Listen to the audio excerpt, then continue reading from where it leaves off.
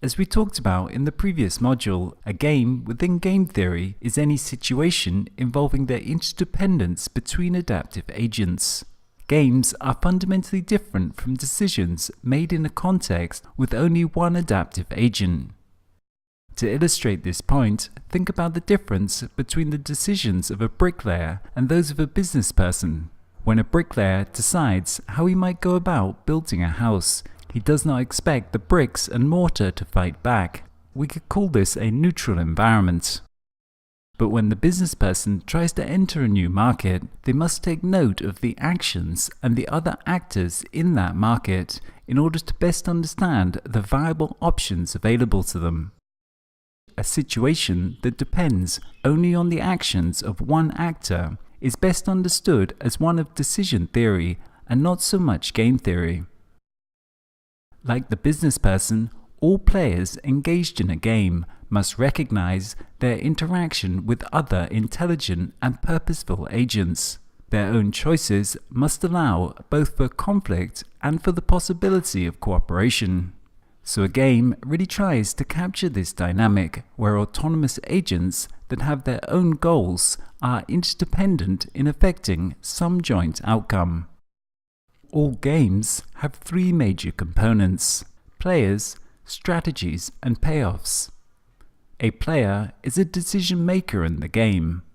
A strategy is a specification of a decision for each possible situation in which a player might find themselves.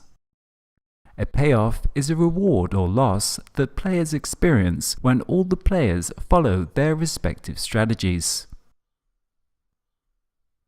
Games are typically represented in either a matrix form or as a tree graph.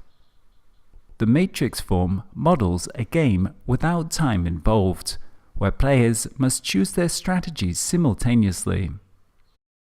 A tree graph model involves time as an element, allowing for choices to be made in a sequential process over a course of time, thus following a tree-like representation that captures the choices made by agents at each stage in the game. The matrix model is the most common method for representing a game, and it is called in game theory the normal form representation. The normal form representation to a game associates the players with the axes to the matrix, with each column or row along the axes corresponding to one unique strategy for the player. Where the player's different strategies interact in the matrix, a value is placed to represent the associated payoffs for each player when that given strategy is played. In simultaneous games, the players do not have to move at the same time. The only restriction is that no players can know the other player's decisions when they make their choices. The normal form representation is a condensed form of the game, stripped of all features but the possible options of each player and their payoffs during one iteration of the game. This simplification makes it more convenient to analyze. A game where choices are made in a sequential fashion over time is represented as a decision tree graph that branches out with each iteration of the game as time goes forwards and players have to make their choices. One example of this extensive form of game would be chess, where players move in a sequential process, with each move of one player creating a multiplicity of possibilities of moves for the other player as they branch out into the future. Players engaged in a sequential game then have to look ahead and reason backwards as each player tries to figure out how the other players will respond to his current move, how he will then respond in turn, and so on. The player anticipates where his initial decisions will ultimately lead and uses this information to calculate his current best choice. Agents within a game are making their choices based on the information available to them. Thus, we can identify information as a second important factor in the makeup of the game. In any given game, agents can have complete information, meaning each player has knowledge of the payoffs and possible strategies of the other players. Or we may have a situation of incomplete information, referring to a situation in which the players and strategies of other players are not completely known. An example of a game of perfect information would be one that is called the ultimatum game. In this game, one player receives a sum of money and proposes how to divide the sum with the other player involved. The second player chooses to either accept or reject this proposal. If the second player accepts, the money is split according to the proposal. If the second player rejects, neither player receives any money. In this game, all information is available to all players. In contrast, many real-world games involve imperfect information. For example, prisoner dilemma games only make sense if given imperfect information, where you're choosing without knowing how the other has chosen. Information plays an important role in real-world games, and it can work as an advantage or disadvantage to the players.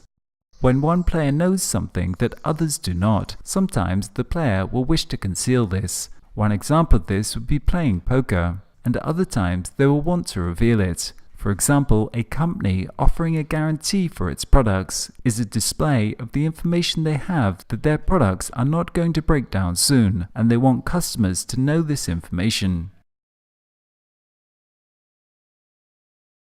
This reveals also how games can be asymmetrical, meaning the payoffs to individuals for the different possible actions may not be the same. If the identities of the players can be changed without changing the payoff to the strategies, then a game is said to be symmetrical. Many of the commonly studied 2x2 games are symmetrical. For example, games of coordination are typically symmetrical. Take for example the case of people choosing the side of the road upon which to drive. In a simplified example, assume that two drivers meet on a narrow dirt road. Both have to swerve in order to avoid a head-on collision. If both execute the same swerving maneuver, they will manage to pass each other. But if they choose different maneuvers, they'll collide. In the payoff matrix, successful passing is represented as a payoff of 10 and a collision by a payoff of 0, and we can see how the payoffs to each player are symmetrical. Games are played over some mutually desired resource, that is, whatever we're defining as value within that game. For example, countries go to war over territory, businesses compete for market share, creatures for the resources in an ecosystem, political parties for decision-making power, athletes for prizes, etc. In all of these situations, there is some shared conception of what the agents value and some interdependence in how that value is distributed out, depending on the actions of the agents. But the question is whether the total value distributed out to all agents remains constant irrespective of their actions, or can it grow or decrease depending on their capacity for cooperation. Constant sum games are games in which the sum of the players' payoffs always adds up to the same. These interactions are games of pure competition, where one person's gain is another person's loss. Zero-sum games are a special case of constant-sum games, in which choices by players can neither increase nor decrease the available resources. In zero-sum games, the total benefit to all players in the game for every combination of strategies always adds to 0.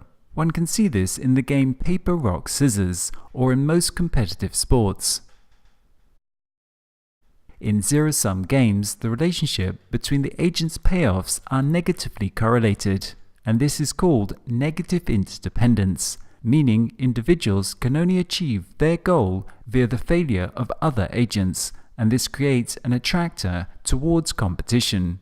There is no incentive for cooperation, and thus these games are called strictly competitive, as competition is always the best strategy. Non-constant sum games, or non-zero-sum games, are those in which the total value to be distributed can increase or decrease depending on the degree of cooperation between the actors involved. For example, through the members of a business working together, they can create more value than working separately, and thus the whole payoff gets bigger. Equally, the total payoff may get smaller through conflict, like in an arms race between two gangs in a city. In non-zero-sum games, the outcome for agents is positively correlated. If one agent gets more, then the other agents will also get more. If one agent gets less, then the others will get less also.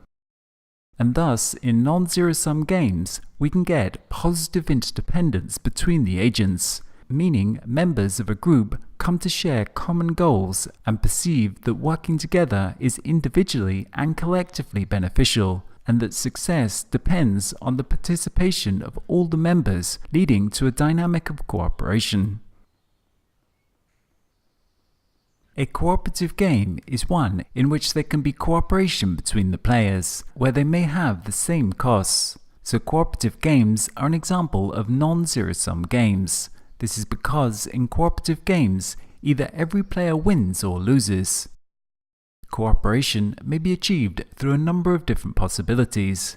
It may be built into the dynamics of the game, as would be the case in a positive-sum game, where payoffs are positively correlated. In such a case, the innate structure to the game creates an attractor towards cooperation, because it is both in the interest of the individuals and the whole organization. A good example of this are the mutually beneficial gains from trade in goods and services between nations. If businesses or countries can find terms of trade in which both parties benefit, then specialization in trade can lead to an overall improvement in the economic welfare of both countries, with both sides seeing it as in their interest to cooperate in this organization because of the extra value that is being generated. Equally, cooperation may be achieved through external enforcement by some authoritative third party, such as governments and contract law. In such a case, we might cooperate in a transaction because the third party is ensuring that it is in our interest to do so by creating punishments or rewards. Likewise, cooperation may be achieved through peer-to-peer interaction and feedback mechanisms, and we'll talk about this in future videos. A non-cooperative game is one where an element of competition exists and there are limited mechanisms for creating institutions of cooperation. This may be because of the inherent nature of the game we're playing, that is to say, it is a zero-sum game, which is strictly competitive, and thus cooperation will add no value. Non-cooperation may be a function of isolation, lack of communication and interaction with which to build up the trust that enables cooperation. We see this within modern societies. As these societies have grown in size, they have transited from communal cooperative systems, based on the frequent interaction of members, to now requiring formal third parties to ensure cooperation because of the anonymity and lack of interaction between members in a large society. Lastly, there may simply be a lack of formal institutions to support cooperation between the members. An example of this might be what we call a failed state, where the government's authority is insufficiently strong to impose sanctions and thus cannot work as the supporting institutional framework for cooperation.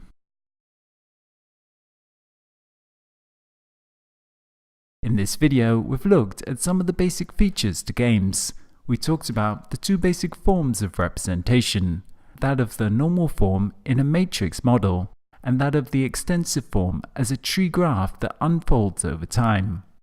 We talked about the important role of information, where games may be defined as having imperfect or perfect information, and how agents may use this information to their advantage.